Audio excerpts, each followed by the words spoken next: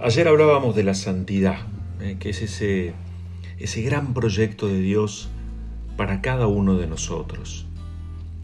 Esa santidad veíamos que no solo es un camino posible, que nos habla de la importancia de tomar conciencia nuestra vida en serio, sino que también nos invita como a comprometer la existencia que se pone de manifiesto en esa cadena de horas que transcurren a lo largo del día para que, comprometamos nuestro tiempo en un tiempo de conversión.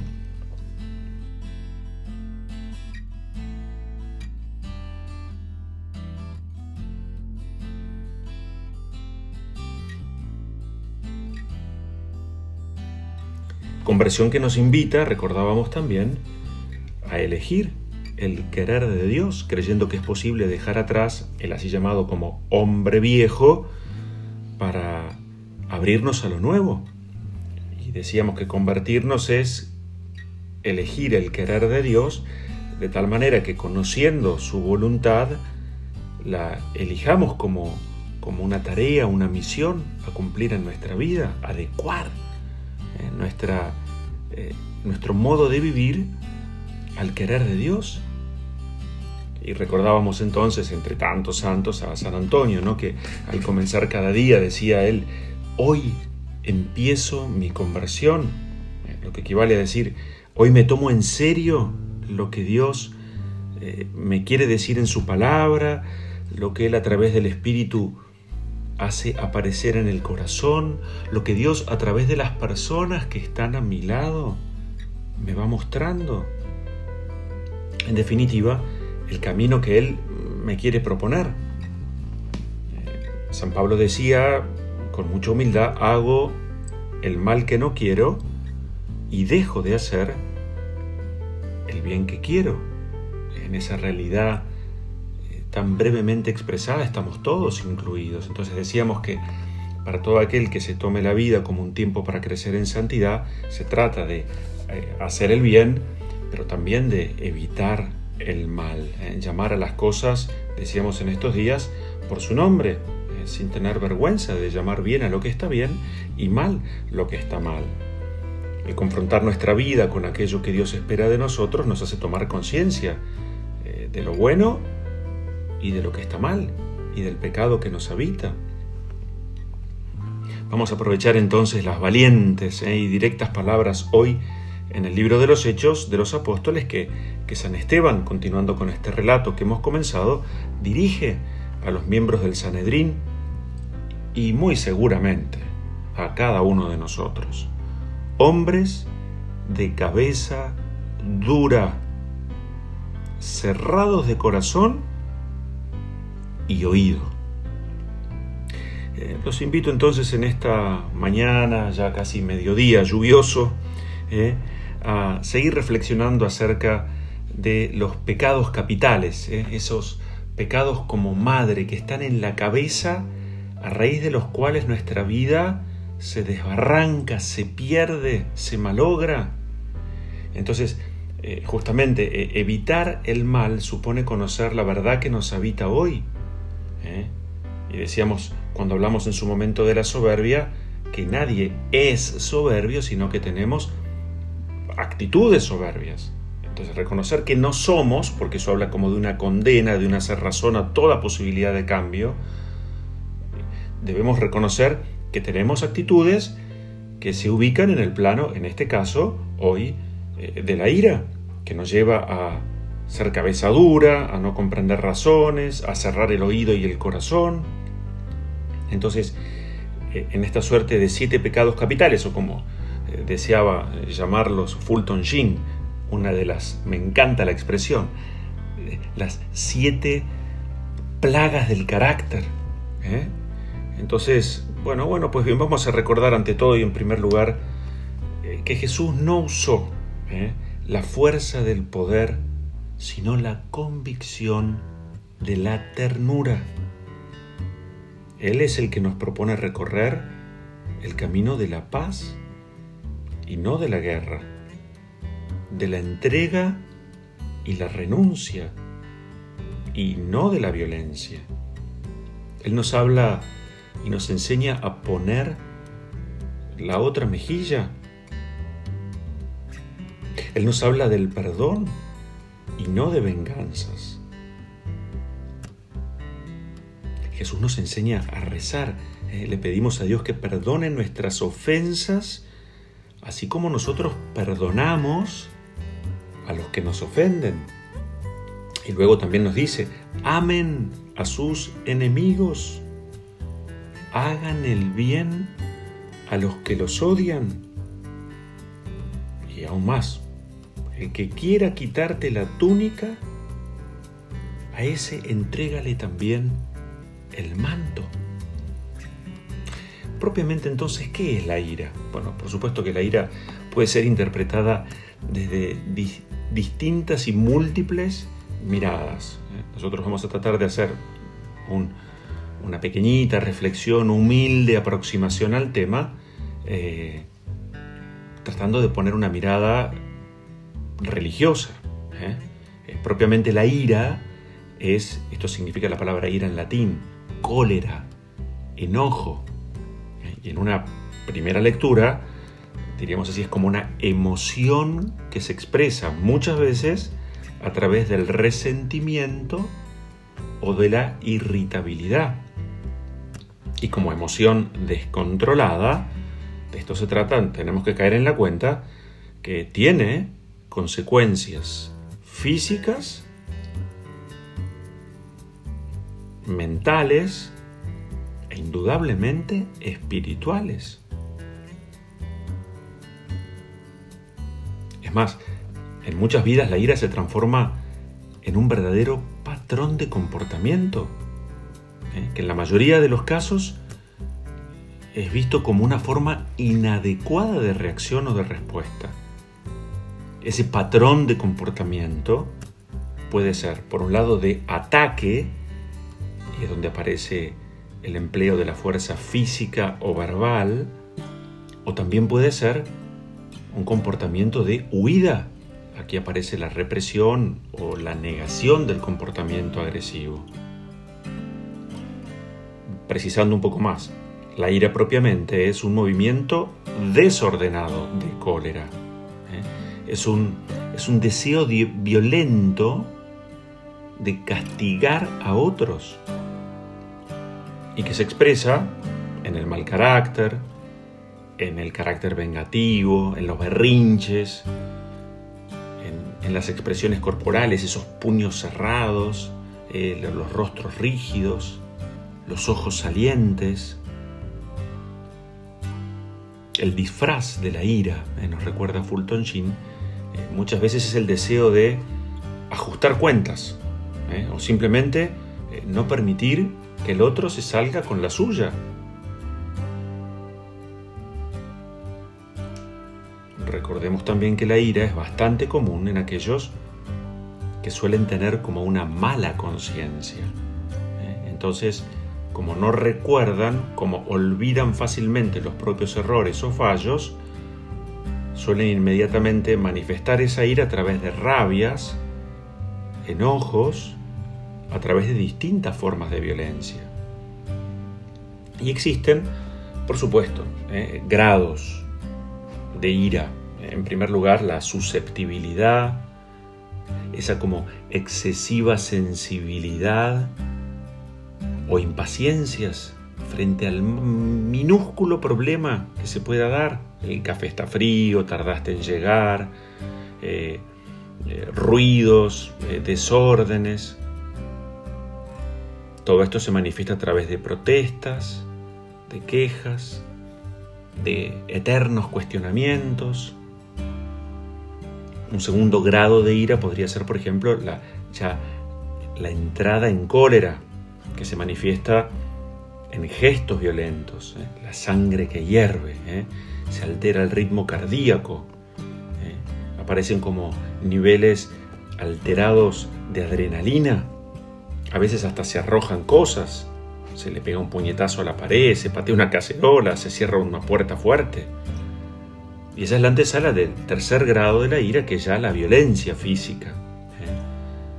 Violencia física que se manifiesta lastimando a otros, con palabras hirientes, con tonos inadecuados, gritos, o incluso hasta con golpes físicos. O la violencia de la indiferencia. Le hago sentir al otro que para mí ha dejado de existir. Me despreocupo, me desintereso, anulo, hundo al otro. Tremendo. Entonces vamos a recordar que la ira, esto es muy importante, impide el crecimiento de la propia personalidad y detiene toda forma de progreso espiritual, ya que no solo perturba el equilibrio de la mente y el sano juicio, sino porque además nos vuelve ciegos y alterados, que nos llevan a perder todo tipo de dominio y de control. Dicen los psicólogos que la ira está siempre relacionada con alguna forma de frustración del ego y que la ira, esto es muy importante también, hay que detectarla porque impide la paz. La ira nunca queda como ira, deviene en un primer lugar como todo un camino, un proceso, en bronca, en quejidos, en miradas torcidas, en enojos, nos transforma en fastidiosos, en pesados, en nuestro lenguaje diríamos en insoportables, en siempre listos para la pelea, para la división. Uno tiene la sensación de estar delante de alguien que se mueve en el plano creativo de la destrucción. Son descalificadores sistemáticos. Entonces tenemos que estar atentos a la ira que en mayor o menor medida, en determinadas circunstancias, porque es pecado capital, hay que decirlo, a todos, en todos se pone de manifiesto. La ira, en primer lugar, nos impide escuchar, por eso las personas que están como se autoaíslan, se separan, no quieren escuchar. Y ojo, porque esa es como la primera etapa donde el caldo de cultivo, donde la ira empieza a hacer de las suyas. La ira nos impide escuchar. Por supuesto que la ira imposibilita todo tipo de calma interior o de serenidad. La ira siempre es injusta. Se pasea en el plano de lo desproporcionado. Aquel que vive como habitado por la ira, todo lo desubica y confunde, lo mezcla y lo malinterpreta. La ira hace perder todo equilibrio posible. Por eso la ira, decimos así, nos vuelve insoportables frente a los demás. Es aquí donde se pone de manifiesto la intolerancia. Para aquel que vive como tomado por momentos de ira, hace que lo único importante sea lo que yo digo, lo que yo siento o lo que yo pienso. Cuando la ira se pone de manifiesto, el yo ocupa todo el espacio, no hay lugar para otros. Por eso la ira siempre es expulsiva, aleja, pone distancia, separa, fractura. La ira, como pecado grave que es, vacía lo propio y nos deja siempre insatisfechos, porque el pecado nunca sacia. El pecado es puerta de infelicidad. Además, la ira todo lo degrada, pues necesita imponerse. Cuando la ira se pone de manifiesto, la persona suele degradar, desmerecer a los demás. En definitiva, la ira, como todo pecado, nos hunde cada vez más abajo. Y la ira no queda envuelta en sí misma, siempre se manifiesta en otros pecados. Entonces puede ser que abra la puerta esa ira que genera frustración. Puede ser que en esa persona frustrada busque calmar los efectos de esa ira que la habitan y entonces empieza a consumir alcohol en exceso, abre las puertas a las drogas, aparecen también hasta robos. La ira hace que se mueva el corazón del hombre hacia el plano, muchas veces, de las obsesiones y de las perversiones. La ira lleva a la indignación, que es como el gran enfado, el enojo grande. La ira muchas veces abre las puertas a la venganza, que es como ese resentimiento arraigado y persistente que quiere traducirse en el mal que se ve en el prójimo. La ira muchas veces se manifiesta inclusive en las blasfemias, son las palabras o expresiones injuriosas contra Dios, las personas o las cosas sagradas. Estoy frustrado, estoy enojado, estoy habitado por la ira y entonces a todo aquel o aquello que me hable de amor, de perdón y de paz, sácate afuera, desmerecimiento. Las personas que se mueven como habitadas por la ira, además son impredecibles. Esto es muy difícil. La ira lleva muchas veces a la manipulación y casi siempre a la destrucción del matrimonio, de la familia, de los trabajos, de la amistad, del vínculo con Dios. La ira que no se trabaja y termina generando en uno un fuerte descontrol. Por eso decimos que la violencia que suele manifestarse respecto al propio cuerpo o a la propia persona siempre es como una impotencia disimulada. La persona habitada por la ira suele tener como un espíritu derrotista, negativo para todo, pesimista, pusilánime.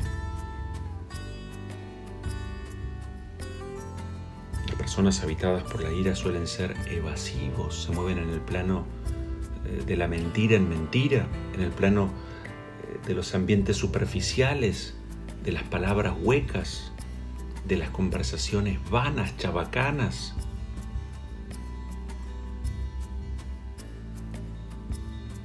Sé que tal vez un día lluvioso como este no es el día más oportuno para hablar de algo tan difícil de tocar, que además nos deja con más preguntas que respuestas, pero como estamos viviendo en el tiempo pascual, que es el tiempo de la mayor respuesta de Dios al hombre, donde todo nos grita que es posible cambiar, que la conversión no es solo necesaria, sino que además es un regalo que Dios otorga.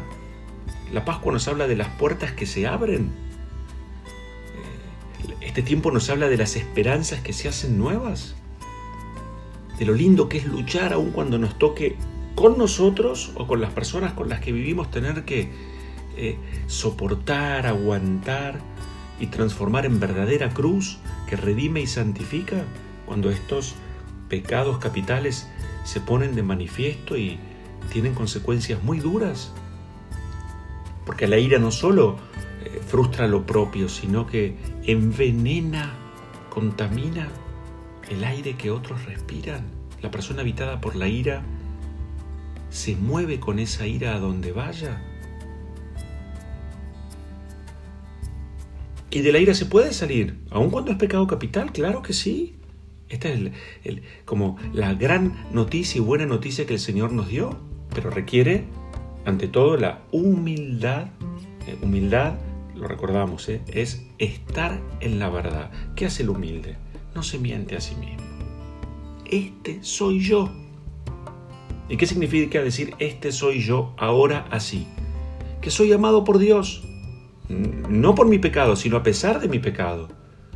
Y como el Señor es el pastor bueno que sale a buscar, lo vamos a escuchar el próximo domingo del buen pastor, a la oveja perdida, con la ayuda de otros. Entonces no solo es importante saber que podemos cambiar, que Dios nos ama, nos busca y nos perdona, sino que además si contamos con la ayuda persistente, paciente, confiada de aquellos que tenemos al lado, podremos emprender un camino para dejarnos de habitar por la ira. Y como el amor todo lo supera, cuando nos toca convivir con nosotros o con personas que están como habitadas por la ira, lo que el Señor nos pide es amén, amén, amén. Algunos remedios posibles para tratar de desentramar esta madeja, que es a veces el corazón atravesado por la ira. En primer lugar, este fruto del Espíritu, Gálatas 5, ¿no? que es la mansedumbre. Hoy podemos googlear y podemos buscar mansedumbre en los santos, mansedumbre en el catecismo, la paciencia sobre la cual ya hemos hablado, la serenidad sobre lo que tanto se ha escrito, ayudar al otro a ejercer dominio de sí mismo.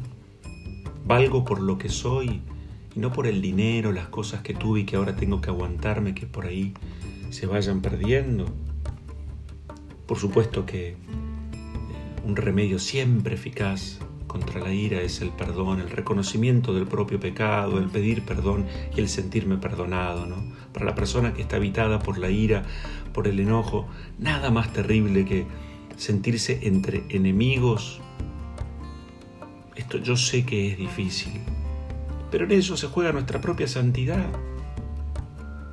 Si creemos que el amor de Dios es superior a no solo mi pecado, sino también el de aquel que está a mi lado, Dios me vuelve a preguntar hoy, ¿cuento con vos o no? ¿Vas a salir del lugar de la víctima, del enojo? ¿O vas a involucrarte con la fuerza del Espíritu, mi gracia y mi colaboración para ayudarte y ayudar a aquel que está a tu lado? Vamos a pedir al Señor que recientemente nos ofrecía insistentemente la paz. Vamos a pedirle al Señor que nos habla de misericordia, de volver a ponernos de pie, de volver a la comunidad, a Jerusalén, de escuchar su palabra, de alegrarnos con la fuerza que es Jesús en la Eucaristía. Vamos a pedir a nuestro buen Señor que nos dé esa mirada en la verdad para que reconozcamos las iras que nos habitan, que escuchemos a quienes están a nuestro lado. ¿Te parece que yo en esto puedo crecer? ¿Debo crecer? ¿Son mis gestos, mis palabras, aquellas que hablan de un corazón pacificado? ¿Es el tono de mi voz, los modos? Una vez me dijeron algo muy lindo, a mí me hizo mucho bien. Mirá, Cristian, me dijeron, como invitándome a la reflexión, ¿no? Muchas veces el modo, el tono en el que decimos las cosas se transforma en el primer, único y último contenido del mensaje que pretendemos transmitir. Claro, si yo grito, si yo levanto el tono de voz, se acabó. Lo que pueda decir después, saqué a la persona, la pateé, la expulsé. Pidamos a Dios que pacifique nuestros corazones. Bienaventurados, decíamos hace poquito, los pacificadores, los que están habitados por la paz y por eso pacifican, los que tienen calma en su corazón y calman a los demás, los que son serenos y serenan. Que el Señor prepare nuestro camino, que es una tierra que necesita, que merece, que pide recibir la buena semilla. En el nombre del Padre, del Hijo y del Espíritu Santo. Amén.